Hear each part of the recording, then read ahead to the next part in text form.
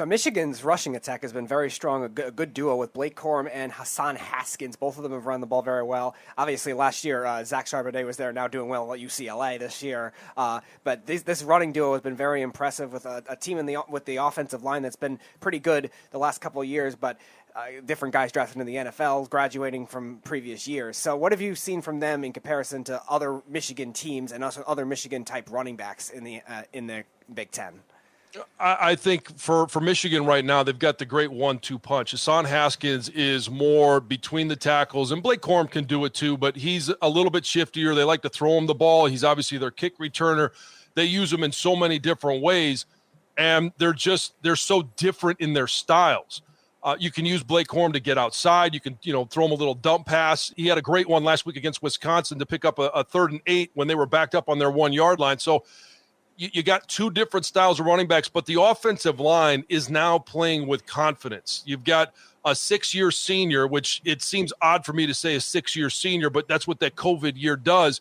And Andrew Vistardis, just like I mentioned Josh Ross on defense, Andrew Vistardis has been that guy on offense, getting everybody going in the right direction. Trevor Keegan, the left guard, wasn't even, in the 2 deep when camp started, but he's a guy that's been a great surprise. Ryan Hayes at left tackle is playing extremely well, and there's a guy that everybody needs to keep their eye on, and that's Zach Zinter. He was built to play offensive line. When some guys walk in the building as freshmen, you're like, yeah, okay, he could produce at some point. When Zach Zinter walked in the building, he walked in, and you knew that just the way he walked, and you saw him out on the field, and he put on pads. Some guys put on pads, and they don't look as big as they do when they're just standing there. He's a big dude. He bends well. He moves well. He's got great pop on the ball, great pass sets, and I think he's going to be a guy we've been waiting for that, top draft pick, because there's been a few years that we haven't had that in the offensive line. I think he's the next really good offensive lineman coming out of Michigan. There are 15 teams right now, John, that are undefeated. And you talk about how does the NCAA, with the points and the schedules, rate these teams, and how do they get these teams into this 4-team playoff run? Now, you talk about Alabama, Georgia, Iowa, Penn State. Those are the teams, if the season were to end right now, those are the 4 teams that are going to go to the playoffs. But when you look at teams like Cincinnati, that their quarterback is playing good football, they're running the ball very, very well, their defense is playing at the top level. Oklahoma, their offensive style of game with Lincoln Riley and their young quarterback that's going to be, I'm not a big fan of, but is probably going to be a top 10 pick next year. Are you surprised that obviously we know Alabama is supposed to be where they are, but Georgia, Iowa, Penn State, Cincinnati, Oklahoma are where they are right now?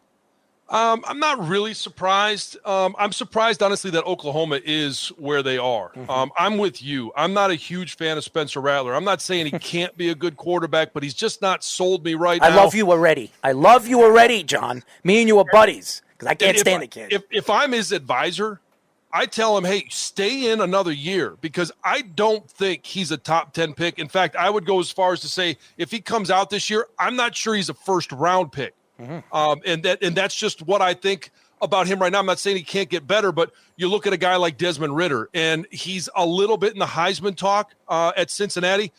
I think it's going to be really hard for him to stay there because they've played their 2 biggest games. They played Indiana, which is a Power 5 matchup for him. Indiana is not a great team this year. They played Notre Dame, and Notre Dame is, they were down 13-10 going into the Wisconsin fourth quarter, end up blowing them out, but that's because of turnovers by Graham Mertz.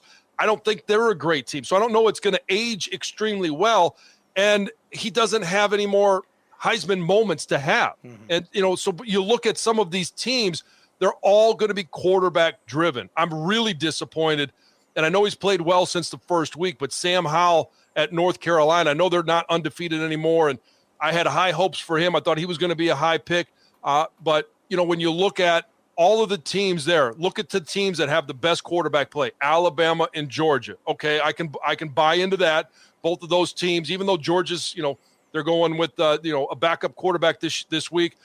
Iowa, I don't think that they can stay at number 3. Their defense is top line, but Spencer Petras, their quarterback, I don't have faith that he can go and get you a drive at the end of a game to win a game. And at some point this year, and it could be this weekend against Penn State, that he has to do that. Sean Clifford with Penn State at number 4. I think that they're a very good team, and I think right now they're the top of the food chain in the Big Ten.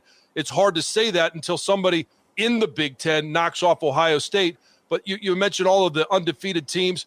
BYU, I don't believe. Michigan State, I'm going to need a couple more weeks. I know I'm a Michigan guy, and I want to believe, but there's been so many times where we've bought into, oh, man, they're on a run. This is great. And then all of a sudden, they kick you right between the legs, and you're like, oh, what the hell is that?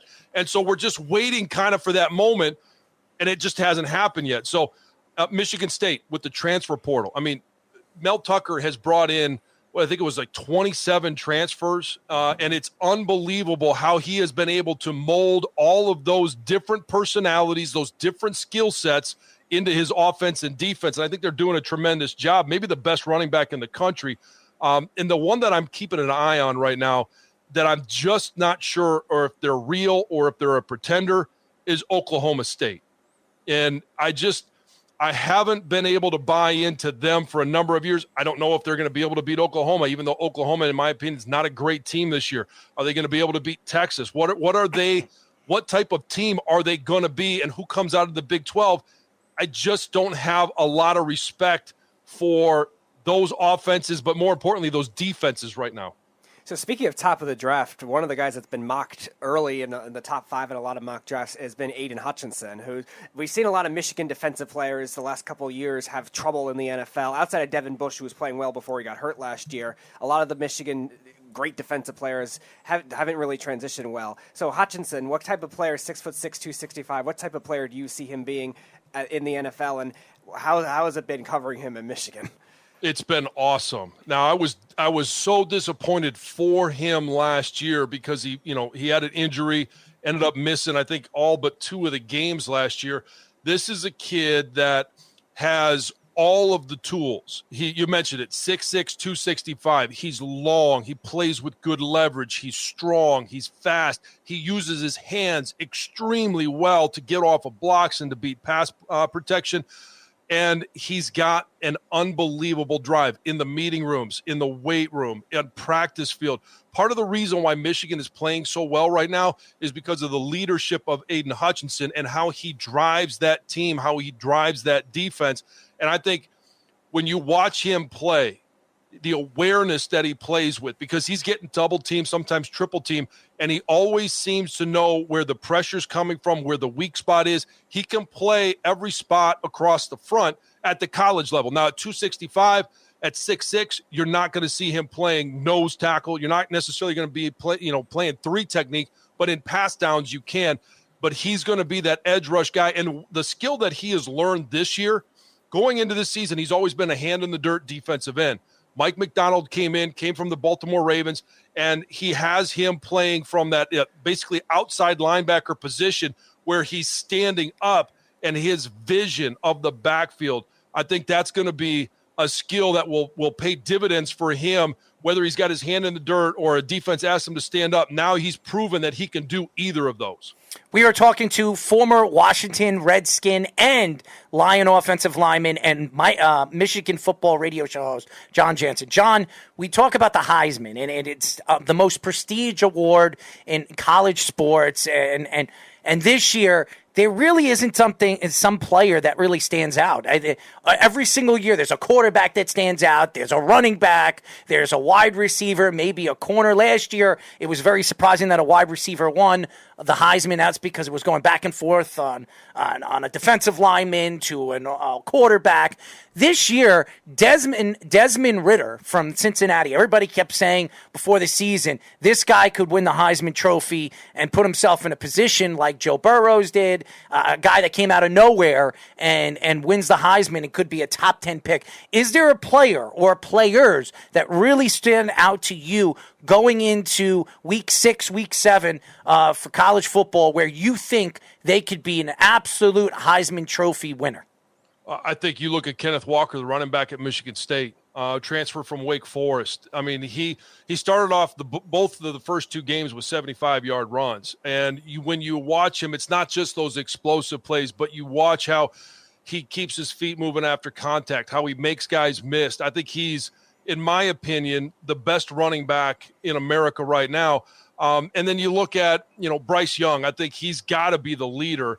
I don't necessarily know that that's a shock to anybody that somebody on Alabama's team, unless their quarterback would be a guy that people would be looking at for a Heisman Trophy. But, Matt Corral, at Ole Miss, I think he's in the conversation. Now, he had his Heisman chance last week in, playing Alabama. While he played good, he put up decent numbers. There's nothing that really sticks out. When you watch that game and you're like, okay, what's the play that Corral made where you're like, okay, that's a Heisman moment? There wasn't one. But on the same token, Bryce Young, simply because they're undefeated and it's Alabama, I think that's why he is right now the odds-on favorite to win the Heisman. But again, what did he do to stand out? Not really much. I mentioned Desmond Ridder earlier. He's a guy that, coming from Cincinnati, he's going to be able to put up some good numbers. But what do those numbers mean? When Lamar Jackson did it at Louisville, all right, there was at least some competition that they played against here and there, but the numbers were spectacular. Being able to run the ball and throw the ball. Desmond Ridder's numbers are going to be really good, but what do they mean coming out of his conference? And I just don't know that he has that opportunity in the rest of the season to have what we all, count on as a Heisman moment. Yeah, they beat Notre Dame. Yeah, they beat Indiana. But what is it from now until the end of November that he could do to open voters' eyes to say, that's our guy? So one of the guys that stood out for Michigan as well has been their quarterback in Cade McNamara so far. We've seen Michigan have a revolving door of quarterbacks a lot of the time. We thought Shea Patterson would be good, and he had a lot of trouble there. Jake Rudock a couple of years ago. But he stood out so far this year. So what have you seen from him that has transformed this Michigan offense into rather than just being a running receiver type offense? He protects the football. He has not turned the ball over. And when you play in a game like they had against Rutgers, and it's basically a one-possession game, when you value possessing the football and you don't give a team an opportunity to beat you, you're going to win those close games. And that's what Cade McNamara, since he took over the starting role, and you could even go back to last year, when he came in at the Rutgers game last year. They went into triple overtime. They were down 17-0. And he's never thrown an interception. I know I'm probably giving the ultimate jinx right now, but that's just who he is. He's not going to go out there and make a spectacular play. He's had a couple of, explosive plays, but it was more wide open receivers. Cornelius Johnson had an 87-yard catch. We've seen A.J. Henning have some big plays. Roman Wilson have a big week last week, but there's nothing that blows the doors off. He is a game manager, and he's done a great job of getting Michigan, taking advantage of short fields, of getting them in position to use Jake Moody, their kicker, and put points on the board. He's just been very consistent. And one of the things that I liked last week in the second half, Jim Harbaugh put in J.J. McCarthy, the five-star freshman that they recruited, and they're using him in certain situations. Right now, it seems like he's going in rundown situations to run the read option. He's a little bit faster than Cade McNamara is. But what I liked is that Cade McNamara didn't stand on the sideline and pout. He whatever is best for the team is what's best for me as well. He went in there and he actually had the best half that he's had all season long. And that was while sharing reps unexpectedly to the rest of us with J.J. McCarthy. So I think he's a good leader. He's a good game manager, and he values the football.